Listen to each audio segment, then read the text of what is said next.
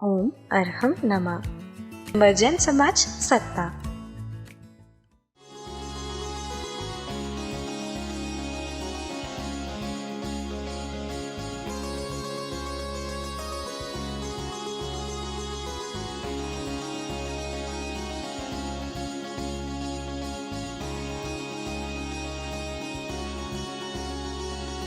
इस कार्यक्रम की पुण्यार्चक हैं निवेदक सकल दिगंबर जैन समाज सतना मध्य प्रदेश।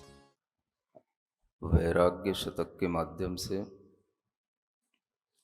एक नया ज्ञान हम लोगों को भावनात्मक रूप से प्राप्त हो रहा है और यह ज्ञान इतना सरल है कि ऐसी कोई बात नहीं होती है जो हमारे प्रत्यक्ष में हमें दृष्टिगोचर न हो या जिससे हम परिचित न हों। ऐसी सभी बातें जिन्हें हम सुनते रहते हैं, देखते रहते हैं, उन्हीं का इस ग्रंथ में चित्रण किया गया है। प्राकृत भाषा में निबद्ध यह वैराग्य शतक नाम का जो छोटा सा ग्रंथ है, ये अपने आप में हमारी भावनाओं को दृढ़ बनाने के लिए, राग से वैराग्य की ओर आने के लिए एक अनूठा ग्रंथ है। और इस ग्रंथ की वाचना अभी ढंग से ये ग्रंथ प्रकाशित भी नहीं हुआ है और इस ग्रंथ की वाचना चल रही है। और अगर ये वाचना पूर्ण हो जाएगी तो शायद ये ग्रंथ भी अच्छे से प्रकाशित भी हो जाएगा। आप लोगों के सौभाग्य से ये गाथाएं हम पढ़ रहे हैं, आप सुन रहे हैं। इन्हीं गाथाओं को आगे पढ़ते हुए गाथा नंबर 19, 20, 21 पढ़ते हैं। माया पिय बंधु ही संसारथे ही पूरियो लो, बहु जोनि निवासी ही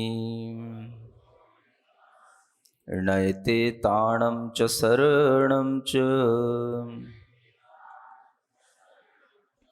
जीवो वाहि विलुप्तो सफरी इव निज्जले तड़फड़ई, शैलो विजणो पिच्छई को सक्को वेयणा विगमे।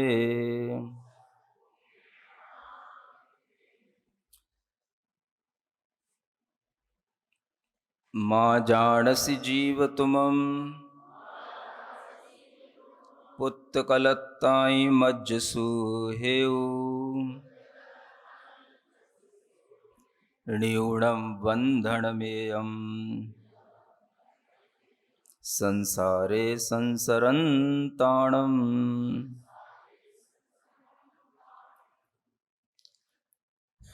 कहते हैं माया पिय बंधु ही।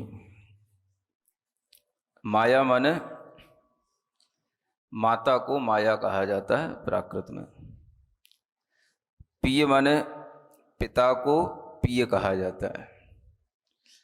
और बंधु तो बंधु होता ही है, आप जानते हो। ये सभी संसार में स्थित होकर के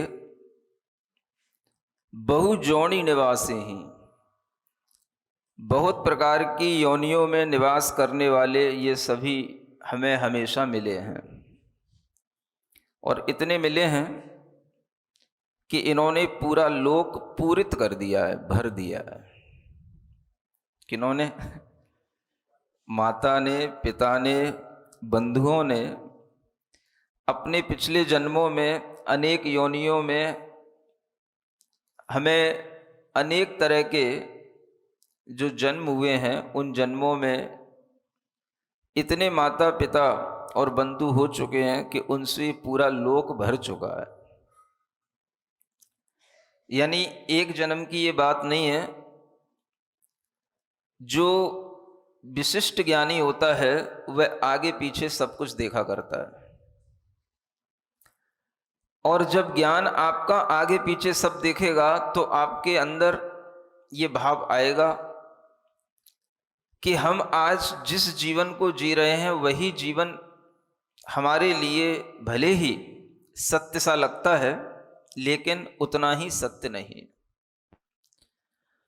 इस जीवन में हम जो अपने माता पिता बंधुओं के साथ रह करके उनकी शरण में रहते हैं और ये समझते हैं कि ये हमारे लिए शरण है, इस भ्रम को तोड़ने के लिए यहाँ पर कहा जा रहा है कि हम ऐसे अनेक बंधुओं को पिछले जन्मों में अपना चुके हैं।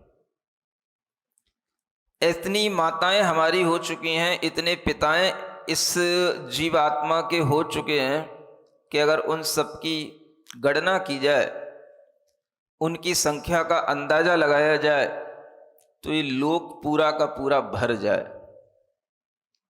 इस लोक में कोई ऐसा जीव ना दिखे जिसके साथ हमारा कोई पहले ऐसा संबंध ना हुआ हो। हर जीव के साथ में हमारा माता पिता बंधु का संबंध भी हो चुका है और द्वेष के शत्रुओं के संबंध भी हमारे जीव के साथ बन जाते हैं, वो भी हो चुके हैं। अनेक प्रकार के संबंध जब हमारे साथ बन जाते हैं तो उन संबंधों में ही हम संतुष्ट होकर के शरण ढूंढने लगते हैं। और यहां अंत में कहते हैं नयते ताणम च शरणम च, वे सब तुम्हारे लिए कभी भी शरण नहीं हुए, न हो पाएंगे। हमें लगता है कि ये सब हमारे लिए शरणभूत हैं, किंतु आप देखते हो आपके लिए शरणभूत कौन दिखाई देता है? जब आप बड़े हो जाते हो, आपके बच्चे छोटे होते हैं, तो बच्चों को लगता है कि माता पिता मेरे लिए शरण है। लेकिन जिन बच्चों के पिता के भी पिता होते हैं, तो वो पिता जो बीच में हैं, वो पिता देखें अपने पिताओं के लिए कि हम अपने पिता की शरण में हैं कि वो पिता हमारी शरण में है। नहीं समझे? जब वो पिता थे, आपका बच्चे की तरह पालन करते थे, तब लगता था उनको भी ये मेरी शरण में है, और आपको भी लगता था कि हम उनकी शरण में हैं। अब जब वो वृद्ध हो गए और आपके भी बच्चे हो गए, तो अब आपको लगता है कि ये मेरा बच्चा तो मेरी शरण में है, लेकिन अब हम अपने पिता की शरण में नहीं रहे, पिता हमारी शरण में आ गए, क्योंकि अब हमें पिता की देखभाल करनी पड़ती है। पिता अस्वस्थ हो गए, वृद्ध हो गए, घर में उठने बैठने के लायक नहीं रहे, तो अब पिता के लिए ये नहीं लगता कि बेटा मेरी शरण में है। सुन रहे हो कि नहीं? अब क्या हो जाता है? अब बेटा को लगता है पिता की शरण अगर हमें मिलेगी तो इसी रूप में मिलेगी, और शरण का मतलब होता है रक्षा करने वाला। अब पिता पुत्र की रक्षा नहीं करेगा, अब पुत्र पिता की रक्षा करेगा। अब उस शरण में भी हमें लगता है कि ये शरण है, क्योंकि एक घर बन जाना भी शरण होता है। घर में रहकर के भी हम अपने आप को सुरक्षित महसूस कर लेते हैं, और जैसे घर में रहकर के हमें सुरक्षा महसूस होती है, वैसे ही घर के अपने जो बंधुजन होते हैं, अपने पुत्र आदि होते हैं, उनसे हमें अपनी सुरक्षा महसूस होती है। यह सुरक्षा महसूस होना, सुरक्षित वातावरण में रहना, इसे हमें दो दृष्टियों से देखना चाहिए। एक दृष्टि होती है व्यवहार की दृष्टि, और एक दृष्टि होती है परमार्थ की दृष्टि। यह बात ठीक है कि जब कोई व्यक्ति खुले आकाश में पड़ा होगा तो उसके लिए कुछ भी शरण नहीं है, लेकिन जब आप चार दीवारी में बंद होकर के किसी स्थान पर रहते हो, रुकते हो, शयन करते हो, तो आपके लिए लगता है कि हम सुरक्षित स्थान पर हैं। आप खुले में नहीं सो सकते हो, कभी भी बरसात आ सकती है, कभी भी आपके लिए किसी भी तरह की बिजली आदि गरजने की आवाजें आ सकती हैं। खुले में आप सोओगे तो आपको लगेगा कि हमारे लिए कोई भी सुरक्षित स्थान नहीं है, और सतना में तो कभी भूल के भी मत सोच लेना कि हमें खुले में सोना है। इतने मच्छर कि इस छत पे सोओगे तो दूसरी छत पे पड़े मिलोगे।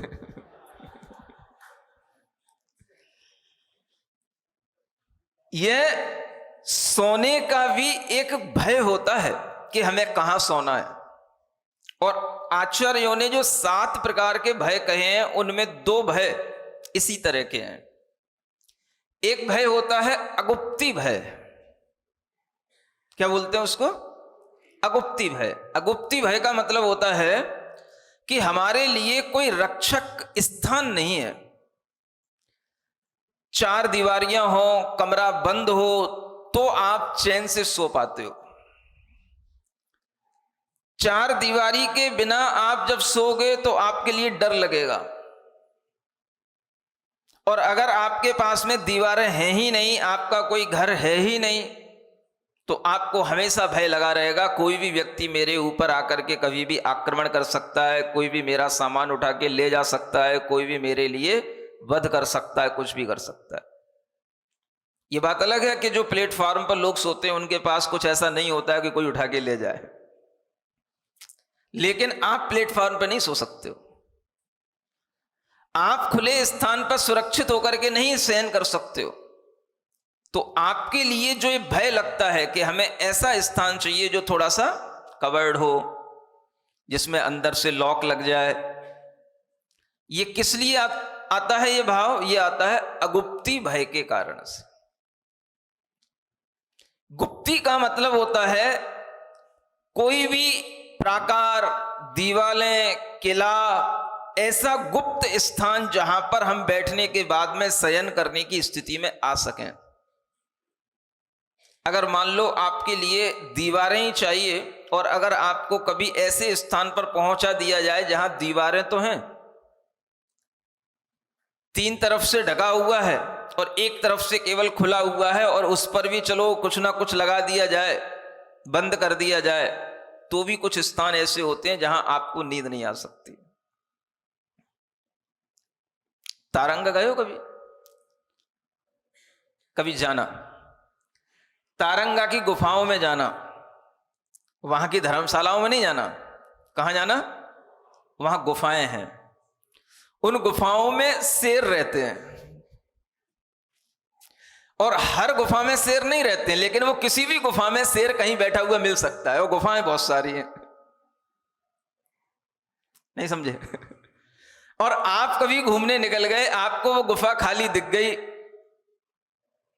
अब मैंने अगर आपको बता दिया है कि उस गुफा में कभी भी शेर आ सकता है, तो आपके लिए अब वहां पहुंचने के बाद में, उस गुफा में देखने के बाद में अपने आप याद आ जाएगा, महाराज ने कहा था दिन में तो 10 लोगों के साथ चले जाओगे, कोई कह देगा अभी यहां पे कोई शेर नहीं है, चले जाओगे, रुक जाओगे, देख लोगे। अगर कोई ये भी कह दे कि अभी यहां पर शेर नहीं है, आप निश्चिंत रहो, और फिर भी आपसे कह दे कि आप यहां रात में रुक जाओ, आप उन गुफाओं में सो नहीं सकते हो। कोई नहीं है वहां पर, कोई नहीं आ रहा है, लेकिन फिर भी आपके मन में एक भय रहेगा, अगर कोई आ गया तो। और रात कोई 2, 5, 10 मिनट की तो होती नहीं है। और अगर आप रात्रि में वहां पर रुक गए, सो गए, तो सोने के उपरांत भी आपको वहां नींद नहीं आ सकती है, क्योंकि आपको खटका लगा रहेगा। अगर कहीं घूमते घामते कोई बाघ, कोई शेर आ गया, तो सुबह हम यहां नहीं मिलेंगे, उसके पेट में ही मिलेंगे। ये भय आपके लिए सोने नहीं देता, और इसी भय को आचार्यों ने कहा अगुप्ती भय। ये अगुप्ती भय के कारण से हमें लगता है कि हमें एक ऐसी जगह मिलना चाहिए जहां पर हमें कुछ शरण मिल जाए, सुरक्षित स्थान मिल जाए। तो हम उस अगुप्ती भय को दूर करने के लिए ही एक अपना अच्छा सा मकान बनाते हैं। उस मकान में एक बाहर का दरवाजा अलग होता है, अंदर के कमरे अलग होते हैं, कमरे के अंदर का बेडरूम अलग होता है, उसके अंदर का लॉक अलग होता है, और वो सब कुछ खिड़कियां, सब कुछ उसके दरवाजे जब सुरक्षित महसूस करते हैं, तब हम वहां पर शयन कर पाते हैं। इसका नाम है अगुप्ती भय से भयभीत रहना। सुन रहे हो? संसारी जीव कभी भी अगुप्ती भय को जीत नहीं सकता है। अगुप्ती भय को जीतने वाले वही लोग हो सकते हैं जो गुफाओं में लेटने की हिम्मत रखते हो, गुफाओं में सोने की ताकत रखते हो।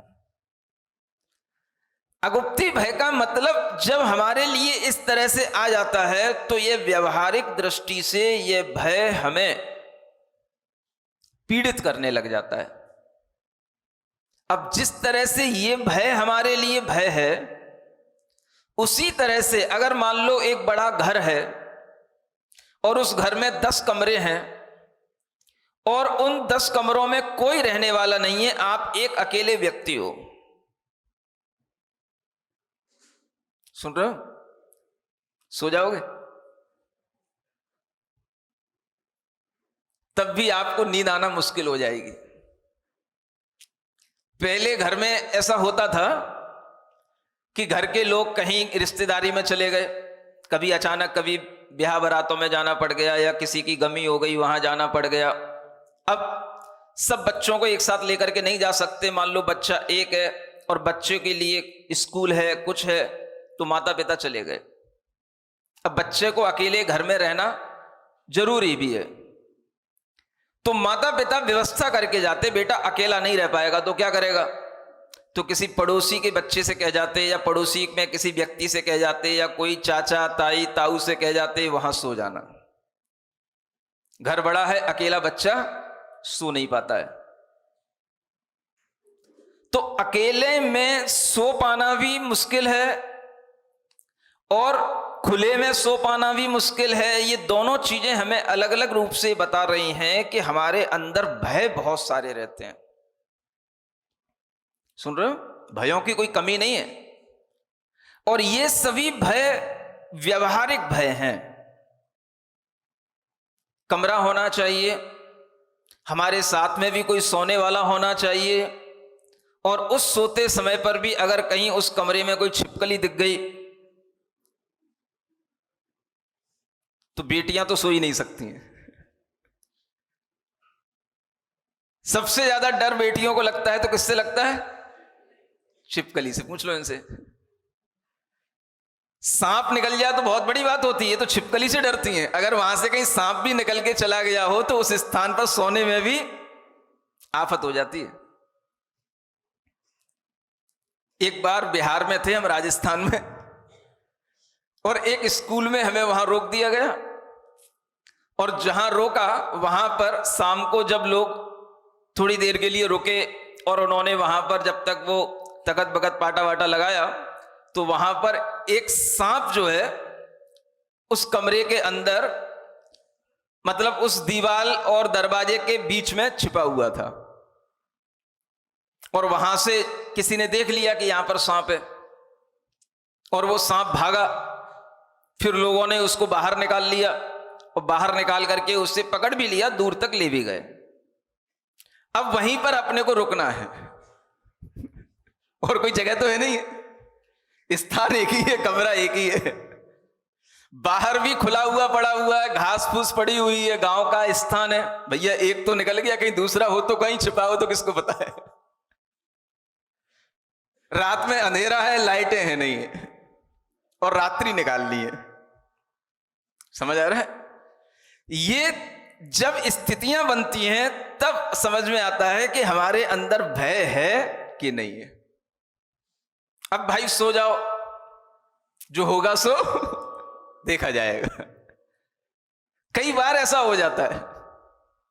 अभी तुम्हारे बिहार में भी, सतना में आते आते भी रास्ते में एक स्कूल मिला था, समझ आ रहा है?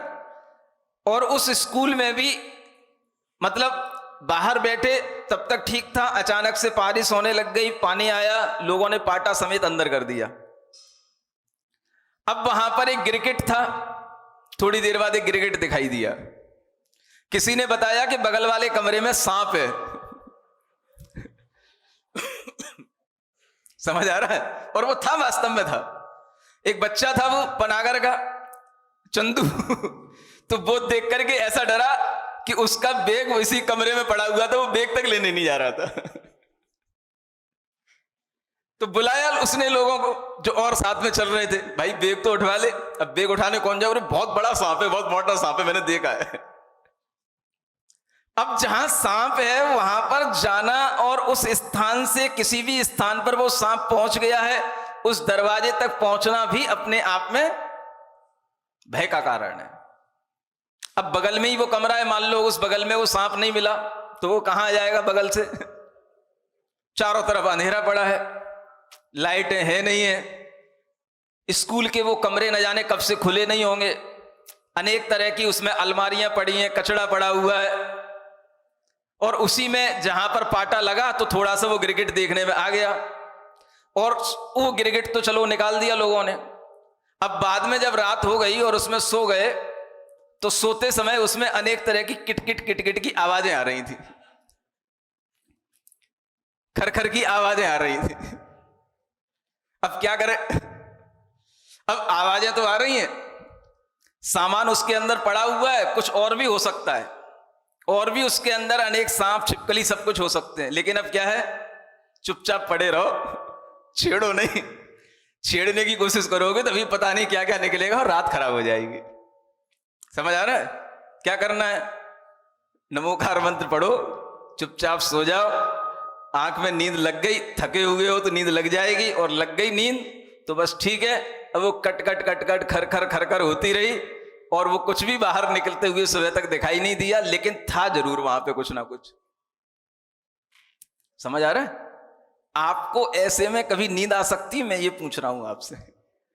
आप तो महाराज के लिए बस एक स्कूल खोल के चले गए, कमरा खुलवा दिया, हाँ महाराज के लिए व्यवस्था हो गई, आपने उसमें पाटा डलवा दिया, छोड़ के चले गए।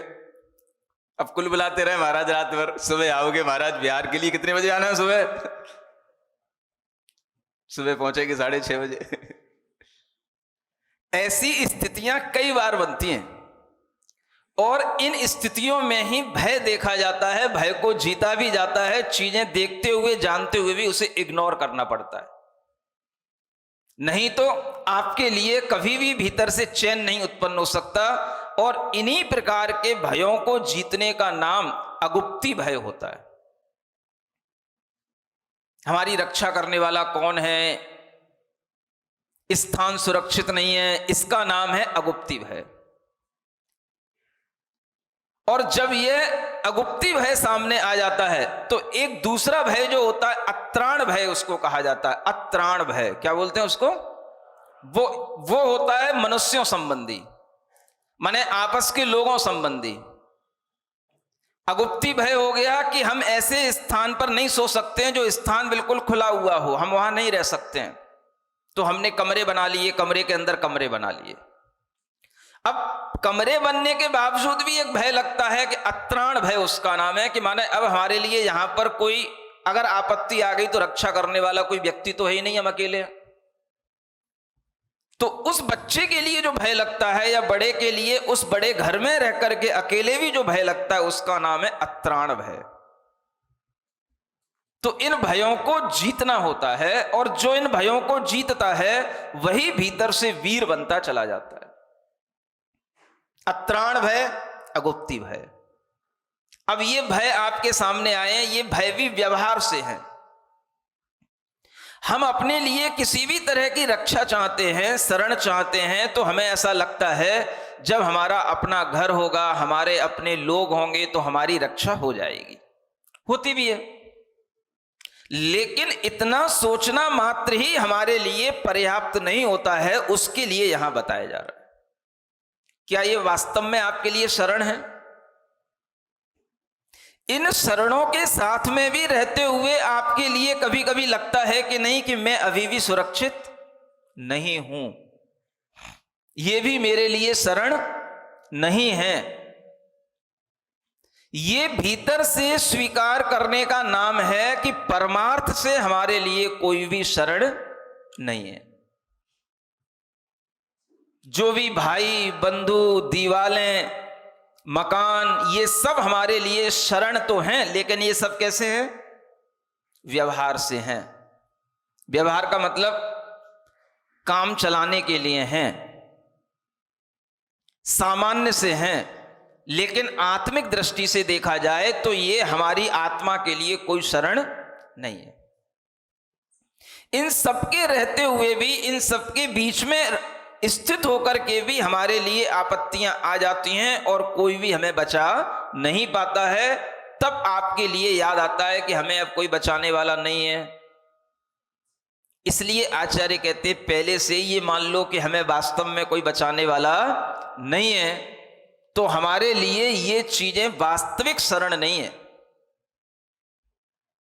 घर है, मकान है, चार दीवारियां हैं, ताले हैं, दरवाजे हैं, सब कुछ है, बाहर गार्ड भी खड़े हुए हों, सुरक्षा के सारे कवच आपके पास में हों, तब भी आचार्य कहते हैं ये सब कोई भी परमार्थ से हमारे लिए शरण नहीं है। कितने ही नेता लोग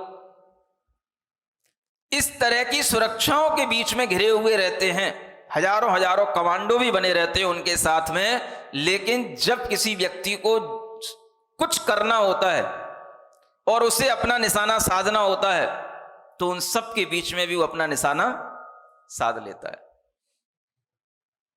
इंदिरा गांधी का मरण ऐसे ही हुआ, राजीव गांधी का मरण ऐसे ही हुआ। आप देखते हो कि व्यक्ति किसी भी तरह की स्थिति में हो, लेकिन उसके लिए ये सब सुरक्षाएं शरण नहीं है। ये बताने का नाम ही है कि आपकी दृष्टि में ये सब शरण व्यवहार से होनी चाहिए।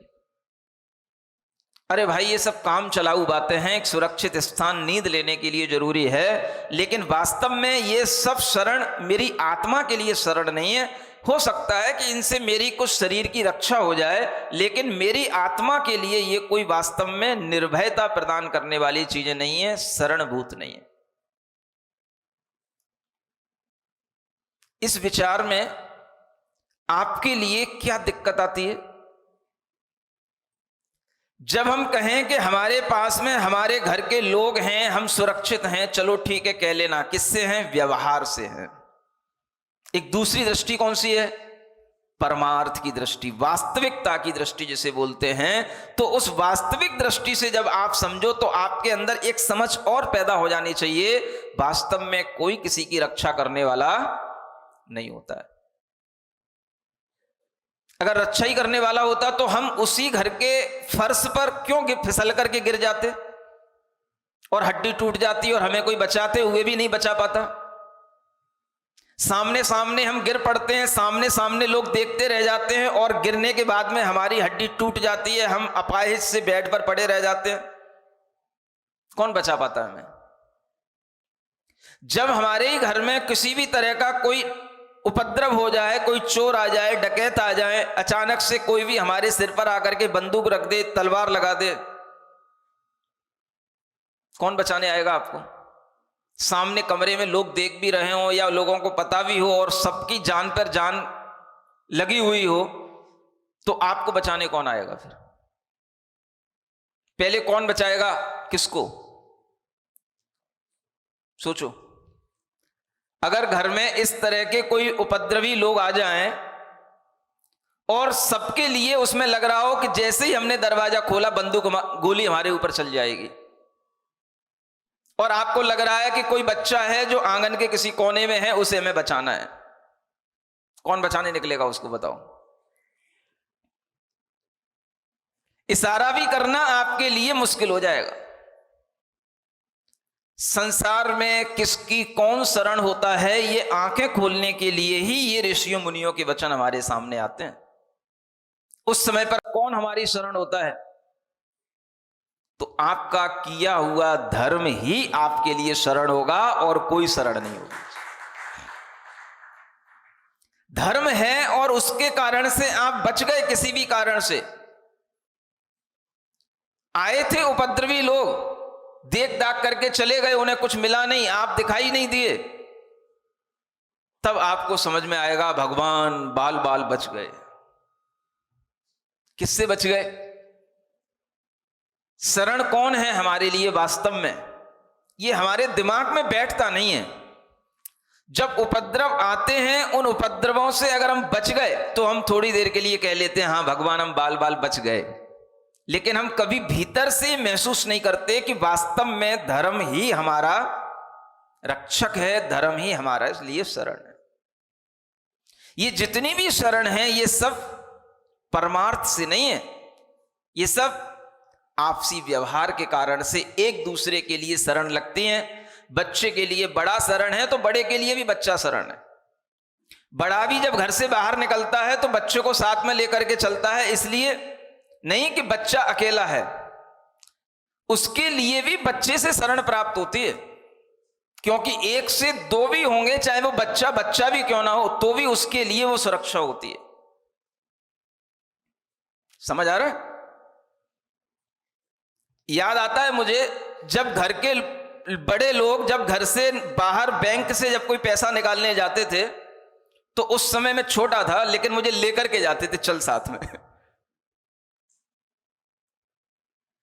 वो तो बड़े हैं, लेकिन मुझे क्यों लेकर के जा रहे हैं? जरूरी है, कुछ उपद्रव हो गया तो एक से दो होना जरूरी होता है। इसलिए कभी ये नहीं समझना चाहिए कि छोटा बड़े के लिए अपने आप को शरण समझता है, बड़े के लिए भी छोटा शरण होता है, ये महसूस करो आप। और वो सारी शरणें हमारे लिए कैसी हैं? व्यवहारिक हैं, परमार्थ से, रियलिस्टिक पॉइंट ऑफ व्यू से अगर हम देखें तो धर्म ही हमारे लिए शरण है, आत्मा ही हमारे लिए शरण है। बाकी कोई भी ये भाई बंधु माता पिता हमारे शरण बनते नहीं है, क्योंकि अगर ये शरण होते तो अनेक जन्मों में हम इस तरह से घूमते घूमते कभी भी इस तरह से बिना किसी रक्षा के मरण को प्राप्त नहीं होते। लेकिन हमारा मरण हुआ और सारे बंधु अपनी अपनी जगह पर रह गए, और वो बंधु हमने इतने बना लिए, अगर उनकी केवल ज्ञान में संख्या देखी जाए तो केवल ज्ञानी ही बता पाएंगे कि सारा लोक भर जाएगा। इतने जीव अपन ने माता पिता और बंधु बना लिए हैं जो केवल ज्ञान में दिखाई दे रहे हैं। हर एक जीव के माता पिता और बंधुओं की संख्या भी अनंत हो चुकी है, पूरे लोक भर जाए इतनी संख्या हो चुकी है। लेकिन हमें अपने एक माता पिता और एक बंधु से ही इतना लगाव हो जाता है कि उसके बिना हमें कोई दूसरी बात अच्छी लगती नहीं है। कहीं बच्चों को ऐसा तो नहीं लग रहा है कि कहीं माता पिता से मेरा अलगाव हो जाएगा? ऐसे विचारों से अलगाव तो कुछ नहीं हो जाएगा, लेकिन जो लगाव है उस लगाव के रहते हुए आपके अंदर ये विचार भी आ जाना चाहिए कि ये लगाव भी हमारा काम चलाऊ है, ऊपर ऊपर का है, भीतर से तो हमारे लिए ये कोई भी लगाव हमारी आत्मा का शरण नहीं है। ये जब आपको ज्ञान आएगा तब आपके लिए ये महसूस होगा जो आगे वाली गाथा में बताया जा रहा है। देखो, एक प्रैक्टिकल चीज बताई जा रही है आगे की गाथा में, जो गाथा नंबर 20 में लिखा है, जीवो वाही विलुप्तो। जीव जब व्याधि से पीड़ित हो जाता है, विलुप्त हो जाता है, तो वह सफरी बोलते हैं मछली को। वह जैसे जल में रहती है तो सुरक्षित रहती है, लेकिन अगर निर्जल स्थान में हो तो क्या करती है? वो तड़प फड़ई। ये प्राकृत है। प्राकृत में हर वह क्रिया बन जाती है जो आप बोलते हो। आप क्या बोलते हो? मछली जल से बाहर जब आती है तो क्या करती है? तड़पती है, तड़प फड़ई। ये संस्कृत में नहीं बनेगी ये क्रिया, तड़प फड़ई, ये प्राकृत में बन जाती है। इसलिए प्राकृत की भाषा अपने आप में जो भी हम बोलते हैं उन सब बोलने वाली क्रियाओं का उपयोग हमारी प्राकृत भाषा में होता कथा। इसलिए ये प्राकृत भाषा जैनों की यह अनादिकालीन मूल भाषा रही है, और इन्हीं भाषाओं के माध्यम से पहले बोलचाल की सब क्रियाएं होती थी।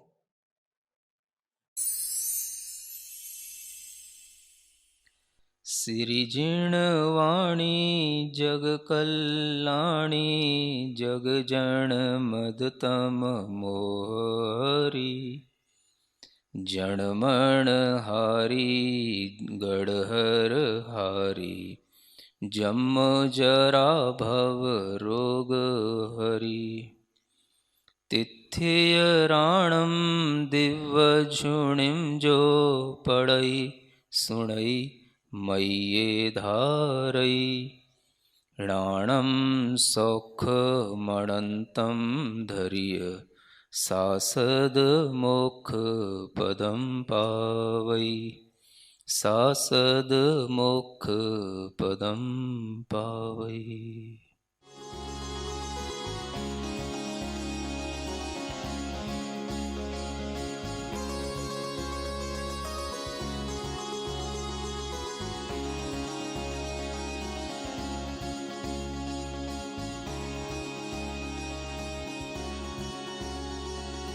इस कार्यक्रम के पुण्यार्चक थे निवेदक सकल दिगंबर जैन समाज, सतना, मध्य प्रदेश।